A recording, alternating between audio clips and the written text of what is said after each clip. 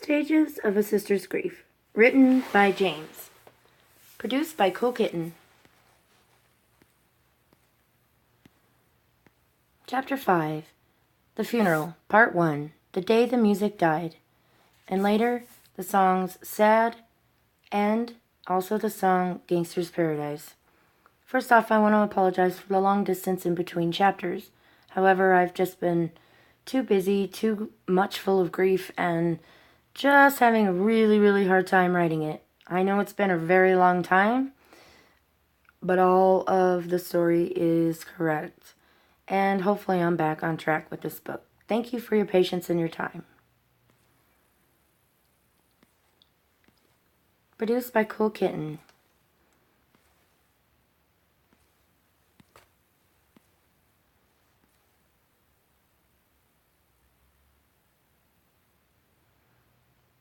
I'm a mess, running around frantically, trying so hard to keep it together. Tears are running down my face, and my makeup is smearing. Why, you ask? Because today is the funeral. Today is August 4th, 2018. My brother's funeral starts in 15 minutes, and here I am trying to get another song together to play instead of the song I recorded. After my mother telling me no, I realized I just wouldn't have any representation of music for my brother. I was so upset thinking, oh my God, Brian will not have any music special for him. He plays me songs and I have nothing in return. I tried so hard to get something together, crying and screaming out bits of pain, one squeak at a time. I just simply ran out of time. I felt like Brian must have felt hours before he left this world. Frantic, sweaty, full of hate, tears, and a black bog just boiling over. I see the kids standing there with their tears in their eyes and a sense of calm hits me. But still, I hear no music. I gather everyone into the car and take off like a bat out of hell. All the songs on the radio that morning were just plain missing. Nothing but ads and talking. I remember thinking this is exactly what it will be like today. I tried to change the radio station, but it was a commercial on every channel. I thought, wow, this truly is going to be the day the music dies. I did not hear a song for Brian all morning. I was hoping he'd send me a piece of calming music with a touch of I love you or you got this hidden in the lyrics. But so far, not a single note. Not even a small hint of a tone in the wind. Nothing. Just plain nothing at all. We pulled up into the parking lot and I start yelling at everyone to hurry up, although everyone was already out of the car and looking at me as if I just lost 2 minutes of time. Elijah was like, dude, we've been standing here waiting on you and you're just sitting there. So don't yell at us, yell at yourself. I snap out of my trance a tad, but honestly to this day I do not remember sitting there staring off into space while everyone got out of the car. Hopefully I was engaged in some enlightening banter with Brian, but until he shows me this unknown conversation in a dream, I will never know. We walk up to the doors and my stomach drops. I see everyone standing there waiting for me. Now remember, I'm 10 minutes late. It was so embarrassing, but honestly, I thought that day it was my mother's fault. I know I tend to be late a lot, but this day, totally to this day, still think it was my mother's fault. I thought she was only trying to make me look bad. How could she change plans and make me stress out last minute trying to put something together? I was furious and wanted nothing to do with this funeral. I wanted desperately to turn around and just walk away, but I knew I couldn't. I had another spaced out daydream. But this time, I remembered it. I heard no music from Brian, but from myself. I had been working on a song called Gangster's Paradise for karaoke. It fit perfect, thinking about walking in and saying, nope, not today, people. Dropping the mic as it goes and just, well, walking out. I wanted Brian to play something. I even whispered for him to play a note, anything. I wouldn't go inside. He played nothing. Nothing but silence. Not even a bird chirping. I reluctantly walked in and hugged her anyway. That's my mom. I found out later by the funeral director that they wanted the members of the family that were walking down the aisles to wait in a separate room. Not sure why my mother made them wait by the door, but I really wish she hadn't. I'm assuming so she could point out to everyone how I was a screw-up. That day was hard enough, though.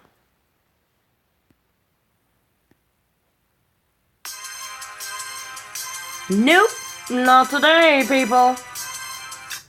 Anyway, we'll listen to that song later. Yep. After hugging my mother, we were rushed down the aisles to our seats. Of course, I went first with the kids. The staring of the eyes, the sighs of impatience, and finally the glare from my father. He was already sitting, waiting, wanting to yell at me, but he refrained. He stood and hugged me, and I could hear his heart pounding with the same desperation as I. It said with every beat, "Get me out of here. Get me out of here." I looked into his eyes, and that's when I saw it. The sweet "I love you" look, and I calmed down slightly. I sat the kids down and waited for the pastor to begin his not-so-much speech. And it started with a welcome, and then there it was, the first song, my mother's song, "Somewhere Over the Rainbow." I gasped a little louder than I should, getting the attention of my mom. She gave me that look, if said out loud, would whisper, "Jamie Lynn." I started to hear my own song on top of "Somewhere Over the Rainbow," but it wasn't from Brian. It was my own made-up creation. It came from my soul, but still, there was no sign of Brian at all. The music truly is dying today, and I can't stop it. I felt useless. I just kept whispering, "I'm so sorry, Brian. I let you down today." That was the most hopeless, angry feeling ever. As I sat there crying about my failure to Brian, I continued to hear it. My mashup of rainbow-sprinkled funness-filled song. It was just pouring out this combination of hate and pure sadness. I realized the sadness was coming very strongly from my son Elijah. He was just on the edge of blowing an explosion of waterfalls from his eyes. Comforting him with a slight back rub, expecting him to push me away, I was surprised with the tight hug. In that moment, I knew the song was from one of his favorite artists that had recently passed away. I believe it was June 17th, exactly 1 month to my brother's discovery, or day he died. I heard in my head 2 songs. One was Numb, and the other one was called Sad. At the same time, my mother's first song pick was playing. I heard the mix with the song Numb, and I immediately started to cry. I looked over towards Elijah and Riley, and they both looked at me with the same look. The look was, what the fuck? Brian would have never picked something like that for me, and I wouldn't have picked a song like that for him. So to have this song picked was very, very upsetting at the time. But I see it was for my mom, and it meant something in that moment to her. I end up throwing a line from "Somewhere Over the Rainbow" into a lot of my work nowadays. It tends to happen in a lot of songs. It makes a little peekaboo appearance. So listen for that on upcoming album, All of These Voices. After the song was done playing, it was time for me to read my mother's eulogy. You're wondering why I'm referring to it as my mother's eulogy instead of our eulogy. Well, here's why. The eulogy was written completely by my mother and talked only of stories my mother wanted to tell. She included stories about my father, which my brother had not spoken to in over 20 years. She included stories about my children when my brother was in town for my husband's funeral. She talked about what a good cousin my cousin was for taking on my brother's cat. Well, I chose to leave that story out of the eulogy. I left everything else in, even though I felt it didn't have a place there. But the one thing that should have been in there was a story about me. There were stories about everyone else but me. Even distant aunts, uncles, cousins. I wasn't in the eulogy at all. My mother says I was supposed to add my part of the eulogy to it, therefore telling my own story. What? That's so weird that she wouldn't include at least a mention of her only daughter. In fact, only living child. Again, I'll repeat this. You make sense of it. I was told I was not part of a story in the eulogy because I was supposed to add my own parts, which would have represented my own stories. However, my mom doesn't understand that if you're going to talk about your son who just passed away, you should also talk and tell stories about your daughter. I mean, I'm alive, and I'm sitting right here. I read her eulogy and skipped some parts. I didn't cry at all, which I was surprised at, and I almost threw in every joke I added in red pin on the side in the margin. But I only managed to keep 2 in. "You will not speak Russian here." That was one of them. You would have to read the eulogy to get it. I never did add my part of the eulogy. I never read a eulogy to my brother at all, in fact.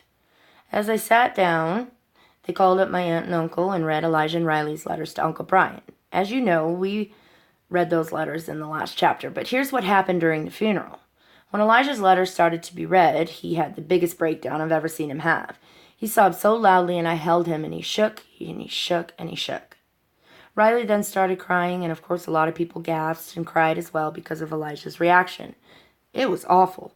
I wanted to take all their pain and swallow it down to my empty pit of a stomach, hoping my heart would snatch it as it went by and keep it there for eternity. Then my boys wouldn't know such pain. Pain from suicide sucks, but 2 of them? Between that and the stark reality of a day, I just feel like utter crap. It made me feel like, wow, here we are at the funeral and my brother didn't even show up because my mom controlled it into her own little grief session. And all these people are here thinking this is who my brother was, and, well, it's not. This funeral didn't represent him at all. I didn't get a single part in making it a journey about my brother that my brother would have been proud of. When I say journey, I mean a program, like an hour-long program that represented who my brother was as an artist, a son, a brother, an uncle, as a friend. He was an amazing person, and he was so talented and so artistic. This funeral showed none of that. After both letters were read for the kids, the pastor says to me, "Now I will play Jamie's song to her brother." Now, mind you, I didn't pick out a song, so when it started playing, and again, it was one of those cheesy guitar by the same artist that sang "Somewhere Over the Rainbow" song, except it was just a guitar and there was no one singing. Well, anyway, I didn't pick it out, so I immediately cut the pastor off and said, "Nope, not today, people." No, I'm kidding. I said, "Nope, I didn't pick anything. This is not my song." And his face was of pure fright. Yeah, I was kind of rude and I scared him, but oh well. I think he thought I was going to start some fight, but trust me, I would never do that. I sat there sighing and crying, bits of shame, bits of heartbreak, bits of disappointment, not only in my family but in my brother for not making a ghostly song of appearance. And with those bitter tears of pure pain, the funeral was over. Left out of the long, tiresome, and pointless speech made by a very nice pastor, I didn't think that you guys wanted to hear it. He knew nothing of my brother or me or anything that was true about my brother's relationship with my parents, so there's no need to repeat any of it. Here's the footnotes. Shh. What? As we left the main area of the funeral home, we stood in line for the recessional in which people came up to me and gave me hugs. I didn't know any of them, but then I realized none of them were friends from Portland. And I get that they can't come out because, maybe they weren't able to, and so there's no blame here. I just wish they could have, or we could have had one out there. There's been many projects done since my brother has passed, and I didn't know about any of them. My mother has taken a hold of these projects and been a part of them since the funeral. She told everyone at the funeral we were going to have a big gallery show here in Colorado and another one in Portland, and all the proceeds would go towards my kids. I was excited for that, but it never happened. So I'm thinking and planning my own charity event where we'll sell his book, his musician CDs, some of my brother's things, and then we'll have a big poker tournament since it's what I do for a living. My brother's artwork should be on display and his story should be told. Now, I've never been to Portland, but I've been to Salem, and when I was out there, my brother didn't get a chance to meet up with me. But I would love to go out there and meet all of his friends and coworkers. I hope everyone out there knows that. And I hope y'all know I do not get communicated with from my mother of any project that you are doing. And lastly, I would like to say this as it was written on the program for the funeral. It was also the same suggestion for all the projects that you musicians have so wonderfully done. Here is what I'm thinking about all proceeds and donations were told to be given to a charitable suicide prevention group. Now, I know my brother, and I'm pretty sure most of you know him very well as well. He would never have wanted that funeral program to say that. He would have wanted all the proceeds to go towards the college fund of his nephews. It's beyond me why we didn't have it that way to begin with. Brian would have been embarrassed by the suicide prevention mention or any kind of suicide mention at all. Just know that, Brian, I will be doing a charity event, and it will be about suicide for prevention for all the sad souls I come across every day. The lonely, the lost, the just wanting to be noticed losers club.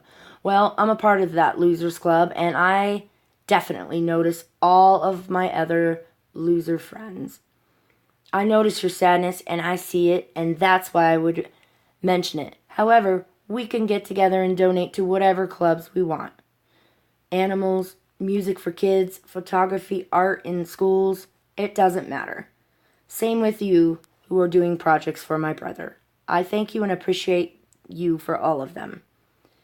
I think we should all play, by the way, a Losers Club poker game once a month in honor for all of those who took their lives. However, we will notice each other and we will help each other if one of us has fallen. Now, there's a ton that happened at the funeral, and I'm sorry to have sidetracked, but I was thinking about the program quite frankly. The funeral was just awful. I think it was the day that all the music that I've heard from my brother just stopped completely. I had to come up with my own music. I just had thoughts of music, and I didn't really hear anything out loud. For the first time since my brother passed, I heard no mysterious music out loud. All the songs in this chapter were created well after the fact because I didn't hear music that day. But there are several mashups that were created. So please stay tuned. The next part of this chapter will be my letter to Brian. I will be doing that via audio and not typing anything down. Well, maybe a smidget. Also look for a compiled album which will be a big part of my eulogy and a lot of the songs that I have been creating since my brother has passed. I was unable to get this chapter done because I was unable to say what I wanted to say to my brother. However, I realized I was saying it all in those songs. The album will be called All These Voices, so look for those. Thank you, and I appreciate you always. Right now, please listen to my version of Numb by XXXTentacion and Somewhere Over the Rainbow. Somewhere Over the Rainbow is such a big hit to my gut that I literally have mixed that song in various different songs throughout the rest of these chapters. So listen for all of the peekaboos by those little damn bluebirds.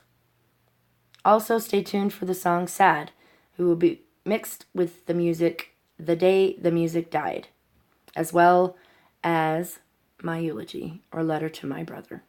Thank you and have a nice day. Produced by Cool Kitten. Stay tuned for song Changes. Changes was actually released February 7th, the day after my brother's birthday, for his birthday. Numb and Somewhere Over the Rainbow is next.